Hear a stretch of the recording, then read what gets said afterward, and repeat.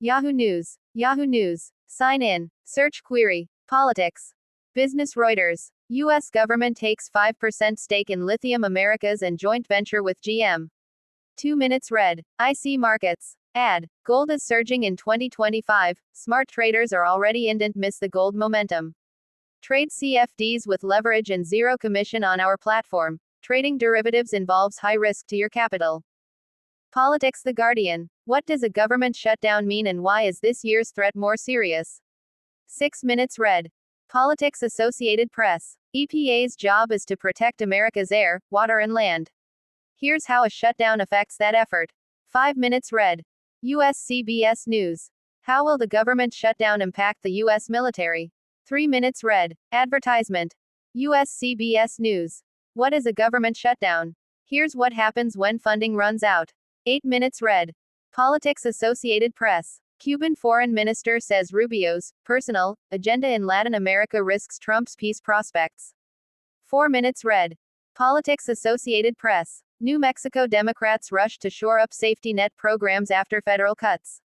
4 minutes read. IC Markets. Ad. Global indices are on the move, time to trade. Dow, DAX, FTSE, S&P and more. Trade the world's biggest indices with premium tools, zero commission and fast execution. Trading derivatives involves high risk to your capital. Politics. CBS News. Trump administration to defund Federal Watchdog Council. 3 minutes read. U.S. Associated Press. Planned Parenthood closes Louisiana clinics after 40 years due to financial and political pressure. 3 minutes read.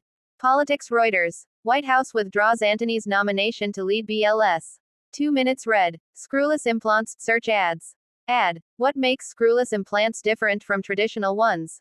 Dental technology is evolving. Screwless implants now offer a more natural look and reduced discomfort compared to traditional options. Read the article for full insights. Politics. The Guardian. U.S. on brink of government shutdown after Senate rejects funding plans. 5 minutes read. Politics. Reuters. U.S. judge disqualifies Nevada prosecutor from 4 cases in blow to Trump. 2 minutes read. Politics. The Guardian. Trump news at a glance. Shutdown a chance to get rid of a lot of things we didn't want, says president. 4 minutes read. Car novels. Ad. The top 25 most beautiful women in the world. U.S. Reuters. New York governor criticizes ICE officers who she says shoved and injured journalists. 3 minutes read. U.S. Associated Press. Pete Hegseth had a lot to say when he summoned military leaders.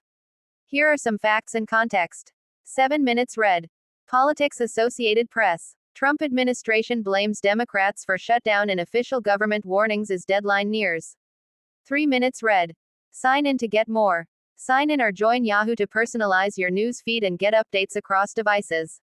Sign in, sign up. Mail, news, finance, sports, life, entertainment, shopping, weather, premium offers, more. Share your feedback. Terms and privacy policy. Privacy dashboard. Help. About us. About our ads. Site map. Twitter. Facebook. Instagram. YouTube. TikTok. Copyright 2025 Yahoo. All rights reserved. Something went wrong. Try again. Refresh page. Close this content. You can also use the escape key at any time. What is a government shutdown? Here's what happens when funding runs out. Caitlin Yillick. Wednesday, October 1, 2025 at 9:27 a.m. Greenwich Mean Time plus 58 minutes read. 146. Videos cannot play due to a network issue. Please check your internet connection and try again. Error code 400 to 750. Session ID NCB9I BUB PLs B980538828F-4CFA88E1 181D5D63A339. Washington. Much of the federal government shut down Wednesday, after Congress failed to reach a deal to approve new funding. Republicans had proposed extending government funding at current levels until November 21 to allow for members to continue working on full-year appropriations bills. Democrats made a counteroffer to keep the government open through October, but attached health care provisions and restrictions on President Trump's ability to withhold funding, both of which are non-starters with most Republicans. The two sides were dug in on their positions, increasing the chances of a shutdown beginning Wednesday. Congressional leaders met with President Trump at the White House on Monday to search for a path forward, but walked away in the same position. Advertisement. A government shutdown occurs when Congress fails to pass funding for some or all agencies, which can't spend money that hasn't been approved by lawmakers. There have been 14 shutdowns since 1980, with the most recent coming in 2018. That shutdown lasted 34 days. Here's what to know about what happens during the government shutdown. What is a government shutdown? Tourists walk by a sign announcing that the Statue of Liberty is closed due to a government shutdown in New York on October 1, 2013. Credit: AFP photo, Emmanuel Dunand Moore.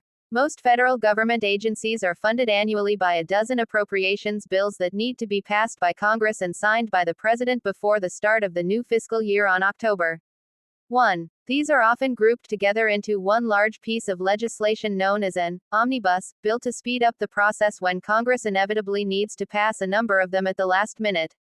Advertisement. If the funding deadline passes without Congress authorizing more spending, the government must fully or partially shut down, depending on which agencies are already funded. Ahead of this year's deadline, none of the 12 appropriations bills have been enacted. Some agencies got an infusion of money in the Republican past, one big, beautiful bill, earlier this year, meaning certain programs and functions in some departments will remain funded in the event of a shutdown, chiefly the Defense Department and Department of Homeland Security. Lawmakers regularly buy themselves more time to finish spending bills by passing what's known as a continuing resolution, which temporarily extends current funding levels to keep agencies functioning while they work to reach an agreement on new spending. The Constitution says the Treasury Department cannot spend money without a law authorizing it. Under a statute known as the Anti-Deficiency Act, agencies are required to cease operations, with certain exceptions, in the absence of funding authorized by Congress. The Act, a version of which first passed in 1870, with several significant updates since, also prohibits the government from entering into financial obligations without congressional sign-off. Treasury cannot pay out any money if there's not a law providing for who gets the money, said Matt Glassman, a senior fellow at the Government Affairs Institute at Georgetown University. If those annual bills expire, then there is no law appropriating money for certain functions. Advertisement. What happens during a government shutdown, and who is affected? Federal employees express their disappointment with Congress's inability to end the federal government shutdown on Tuesday, October 15, 2013, in Houston. Credit: Marie D. DeJesus, Houston Chronicle via Getty Images. More. In a shutdown, the federal government must stop all non-essential functions until funding is approved by Congress and signed into law, except for programs that are funded by other means, like fees or other legislation. Each agency determines what work is essential and what is not. Members of Congress make that determination for their own staff, as well. No money can come out of Treasury.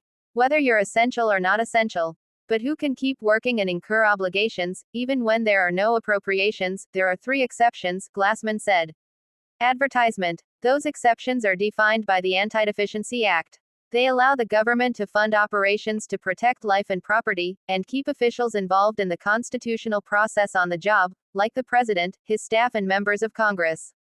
All active duty military members, many federal law enforcement officers, and employees at federally funded hospitals are considered essential, along with air traffic controllers and Transportation Security Administration officers. Each agency determines which of its employees can stay on the job. In a step that differs from previous shutdowns, the Office of Budget and Management last week told federal agencies to consider permanent mass layoffs for programs or projects that have discretionary funding that runs out on October 1 or that don't have any alternative sources of funding. The reduction in force notices would be in addition to any furlough notices issued during a shutdown, according to a memo sent to the agencies. Programs that did not benefit from an infusion of mandatory appropriations will bear the brunt of a shutdown, and we must continue our planning efforts in the event Democrats decide to shut down the government, the memo said. Advertisement. Whether employees are essential or not, if their pay is dependent on annual appropriations, they won't get paid during a shutdown. Essential employees continue to work during the shutdown, but don't get paid until funding is restored to their agency. Employees in non-essential positions are typically furloughed until the government is funded again, although that could look different this time if there are widespread layoffs. Under a 2019 law, furloughed employees are guaranteed to receive back pay once the shutdown is over.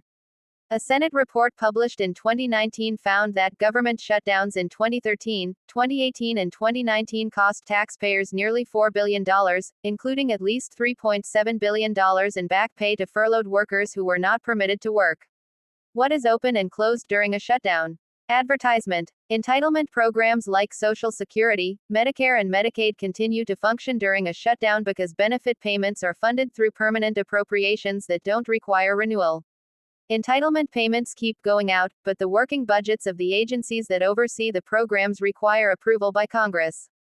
That means staff could be furloughed, causing delays in enrolling new beneficiaries or other service interruptions. Any type of interaction you're having at a customer service level with the federal government could definitely be affected, Glassman said. For example, travel plans could be disrupted if air traffic control and airport security, who are essential workers, do not show up to work in protest for not being paid immediately. Many national parks stayed open during the last shutdown in 2018 and 2019, but understaffing led to vandalism and cuts in visitor services. The parks largely closed during the 2013 shutdown. The U.S. Postal Service continues to operate, since it is self-funded. A woman walks past trash piled next to a garbage bin at Ocean Beach in San Francisco on Jan. 3, 2019. Credit. Jeff Chu, AP. Maya Maguinias, the president of the Committee for a Responsible Federal Budget, said the public may not notice the effects if the shutdown is short-lived. Advertisement. The truth is, most people won't really feel much of a difference, Maguinias said. If you've got a vacation planned to a national park, you're going to be upset and disappointed.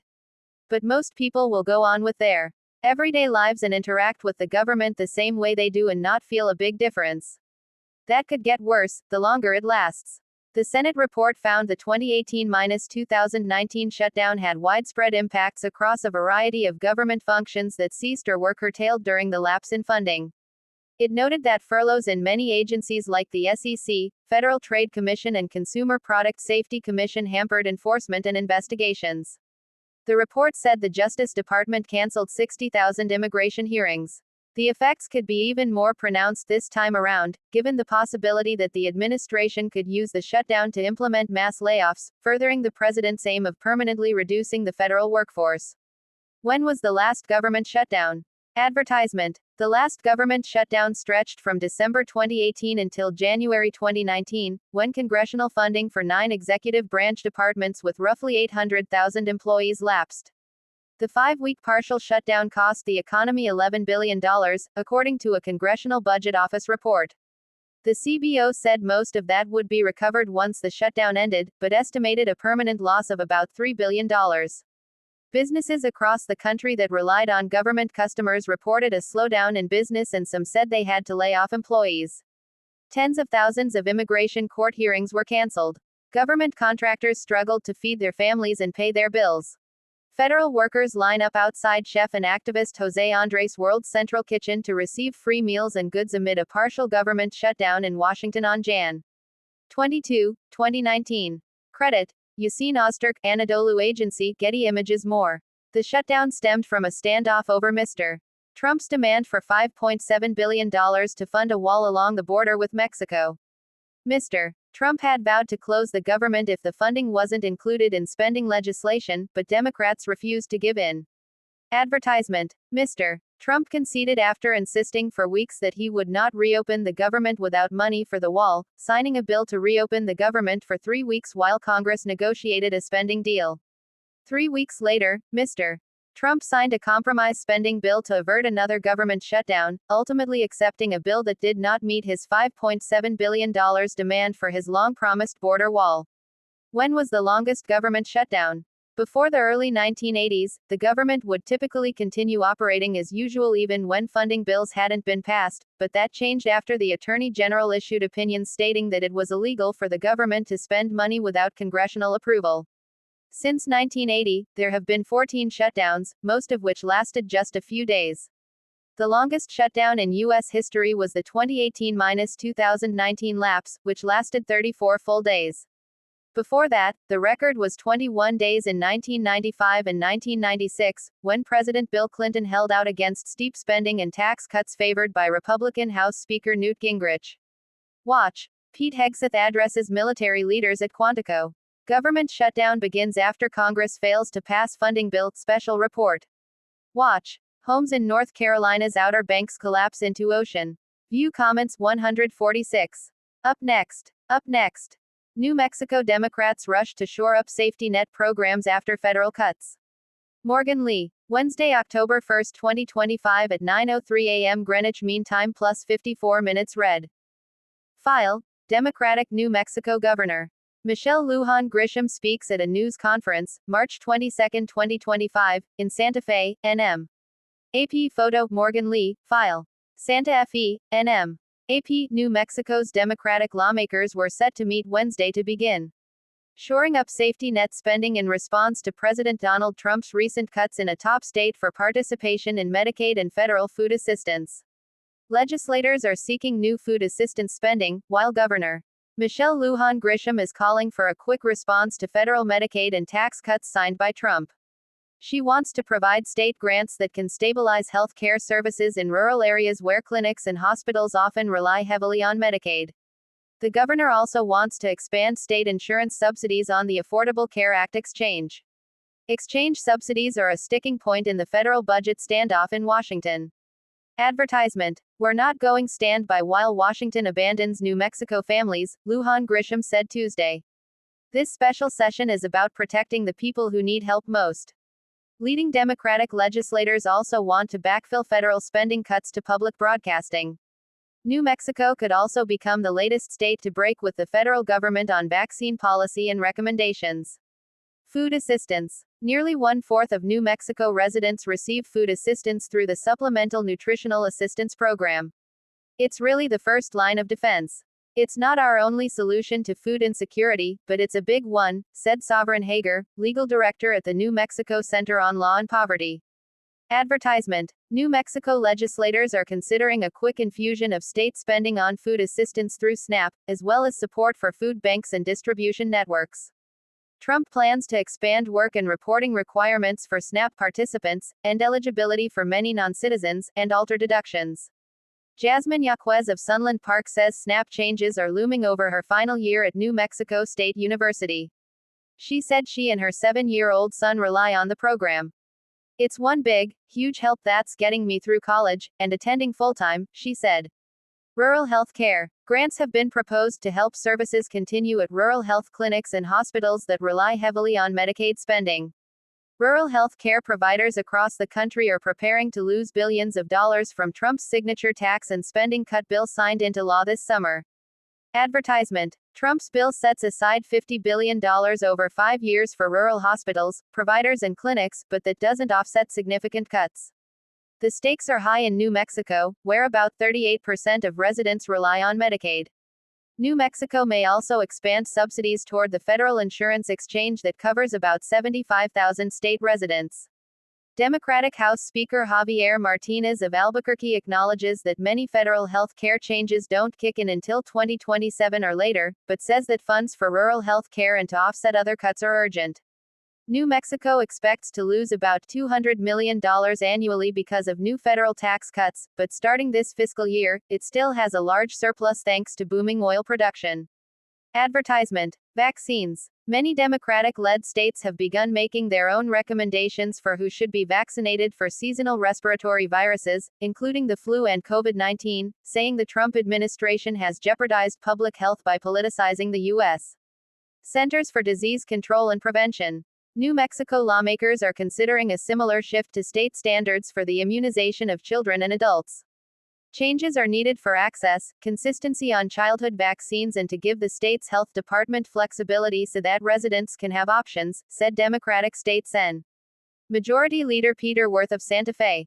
Advertisement. Rural radio. New Mexico legislators are considering spending millions of dollars for public broadcasters in television and radio as federal funds dry up.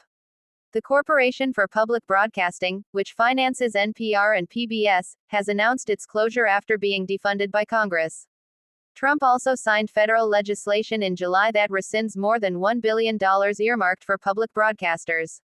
The clawback sent shock waves through at least 13 public radio and television broadcasters across New Mexico, said Franz Joachim, general manager at New Mexico PBS. We no longer had 2 years to figure out how to survive, we had 2 months, said Joachim, who oversees a staff of 50. Advertisement. Small public radio stations serving remote areas of the country, often beyond internet or cell service, are confronting an uncertain future. Many, including 5 tribal radio stations in New Mexico, relied on community public service grants from the Corporation for Public Broadcasting, said Loris Taylor, president of Native Public Media. She warned of stark consequences for public safety initiatives, including the recent deployment of emergency broadcast alert systems for missing and murdered Indigenous people. They're communication hubs, and they're also safety hubs, she said of New Mexico's public radio stations. What you want are informed citizens.